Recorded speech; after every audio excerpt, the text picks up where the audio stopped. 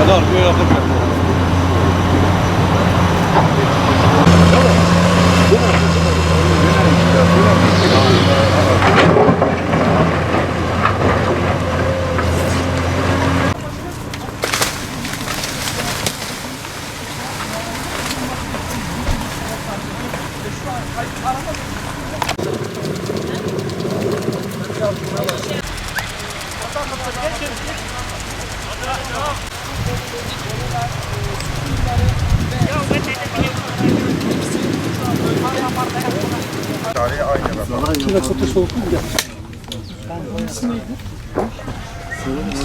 Zaten şu an ayakta olmamızın, dirençli olmamızın, şu an sizinle konuşmamızın tek sebebi paşamızın yaptığı açıklama, bir de jandarma AFAD'ın yaptığı çalışmalardır.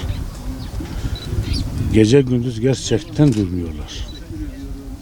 Yani hiç istirahat etmiyorlar. Ben inanıyorum.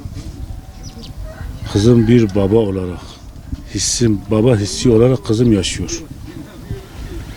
Zaten paşam da dedi Allah'ın izniyle o da umutludur. Allah ondan razı olsun. Kızım gelecek yani, ben de inanıyorum. Yani toplumun vicdanı buna müsaade etmedi. Bu zulme, bu haksızlığa. Tabii şu an toplumun etkisi de çoktur bu durumda. Sabahlara karşı, yani saat belli değil. Her sabahın 4'ünde, 5'inde, 3'ünde, 2'sinde Narin'i soruyorlar. Dua ediyorlar. İnsanlar öyle bir dua ediyor ki o da bizi ayakta tutuyor. Allah onlardan da razı olsun. Tabii öncelikle basın mensupları, onlar da bizim gibi burada büyük emeği var. Basının da çok emeği oldu bizde. Onlara da çok teşekkür ederim. Kızımın uyuduğu ya da yediğini bilmiyorum ki, ben uyuyup yiyeyim. Ben kızımı görmeyene kadar bana uyku da yok, yemek de yok. Gözümü kapatamıyorum. Gözümü kapattığım zaman Narin'im koşuyor kucağıma, beni çağırıyor. Beni çağırdığı zaman gözlerimi kapatamıyorum. Allah hakkımızı bırakmaz.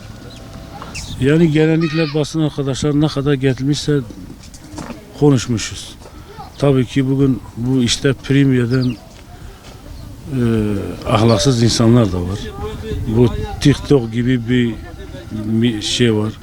Yani adam sırf canlı yayın yapmak için, 2 kuruş para kazanmak için bazı yalan ve beyanlarda bulunuyor. Zaten burada herhangi bir açıklamada paşamda, Sayın Valim'de, İçişleri Bakanımızda, yani gereken açıklama sadece doğru olan açıklama onlarındır. Başka mümkün değil.